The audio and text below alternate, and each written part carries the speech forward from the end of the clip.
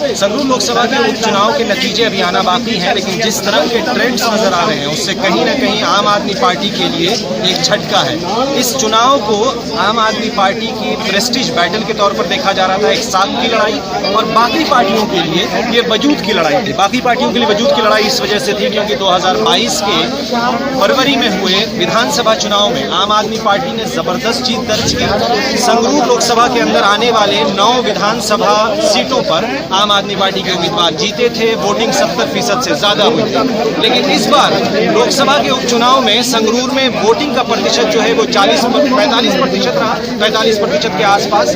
और आम आदमी पार्टी के अलावा दूसरी जो पार्टियां हैं, कांग्रेस है, बीजेपी है या अकाली दल है, उनके वजूद की लड़ाई थी। अकाली दल में सुखबीर सिंह बादल जो उनके अध्यक्ष हैं, उनके नेतृत्व में पार्टी 2014 से लगातार चुनाव में हार रही है। 2014 का लोकसभा देख लें तो आम आदमी पार्टी ने 4 सीट ले ली थी। 17 में विधानसभा चुनाव में अकाली दल सरकार से चली गई, हार गई। 2019 के भी लोकसभा चुनाव में सिर्फ सुखबीर बादल और हरसिमरत बादल ही जीत पाए, और 22 के चुनाव का नतीजा सबको पता है।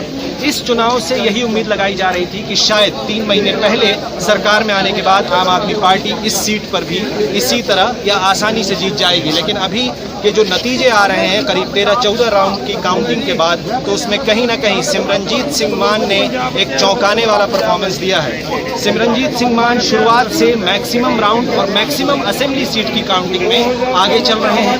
अभी हालांकि फाइनल नतीजे आने बाकी हैं, लेकिन उनके घर के बाहर का आप माहौल देखें कि उनके समर्थक और उनके चाहने वाले यहाँ पर सुबह से लगे हैं। दूसरी सबसे अहम बात कि सिमरनजीत सिंह मान की इस परफॉर्मेंस से ये बात समझ आती है कि पंजाब में पंथिक सियासत की अभी भी जगह बची है, लेकिन लोग उस वक्त ही उसको सपोर्ट करते हैं जब उसका लीडर कोई और हो। क्योंकि अकाली दल ने कई सालों से पंथिक सियासत की बात की, लेकिन आज के नतीजे दिखा रहे हैं कि वोटों की गिनती में सिमरनजीत सिंह मान सबसे ऊपर हैं, जबकि अकाली दल की जो कैंडिडेट उम्मीदवार है कमलदीप कौर वो सबसे नीचे है। खास बात यह भी है कि दोनों ही पार्टियां बंदी सिखों की रिहाई, यानी वैसे सिख कैदी जिन्होंने अपने टर्म पूरे कर लिए हों और इसके बाद भी जेल में बंद हो, उनकी रिहाई को लेकर दोनों ही पार्टियां इस चुनाव में उतरी थी। और नतीजा जो फिलहाल दिख रहा है उसमें अकाली दल यानी प्रकाश सिंह बादल और सुखबीर बादल की जो अकाली दल है उसकी उम्मीदवार वोटों की गिनती की लिस्ट में सबसे नीचे हैं, और सिमरनजीत सिंह मान जिनके पास कोई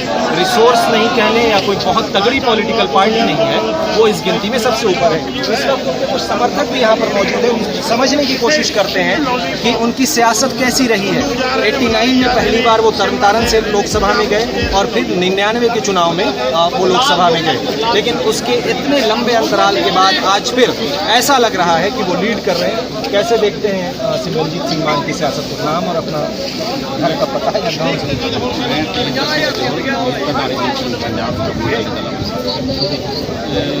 पंथक राजनीति से किसी तरीके बादलों वालों गुमराह करके उत्थे लाया गया, जिन्ना करके बाकी पार्टियों को लगता कि इसकी पंजाब की जी पंथक राजनीति खत्म हो चुकी। पर संगरूर के लोगों ने एक गल से वोट लाई है कि पंथक राजनीति से गल करी जिंदा है। अज भी लोग आज़ादी की तरफ को अपनी आप लोग सब संगरूर के रहने वाले हैं? यहाँ तो भगवंत मान जो है 2 बार सांसद रह चुके हैं और अभी विधानसभा में अच्छी चीज कर चुकी है, तो ये अचानक ऐसा बदलाव क्यों हो गया? क्या इसी बदलाव की बात कर रहे थे आम आदमी पार्टी वाले? झूठ बोलकर चले, कौन से ऐसे वादे हैं जो पूरे नहीं हुए?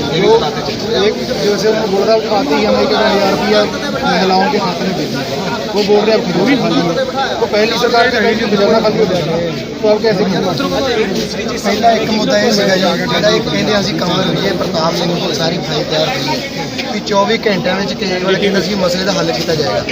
ਉਹ 24 ਘੰਟੇ ਅੱਜ ਨਿਕਲ ਵੀ 3 ਮਹੀਨੇ ਹੋ ਗਏ, ਉਹ ਮਸਲੇ ਦਾ ਕੋਈ ਹੱਲ ਨਹੀਂ ਹੋਇਆ।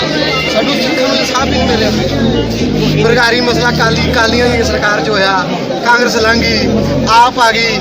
ਇਹਨਾਂ ਦਾ ਮੁੱਦਾ ਸੀਗਾ ਵੀ 24 ਘੰਟਿਆਂ ਵਿੱਚ ਸਰਕਾਰੀ ਦਾ मसला हल भी ਜਿਹੜੇ 24 घंटे हाँ जी नोटिस दबा के ये समझाने की कोशिश की आपने कि पहली बात सीचेवाला की हत्या के बाद उससे उनके परफॉर्मेंस कैसे बहुत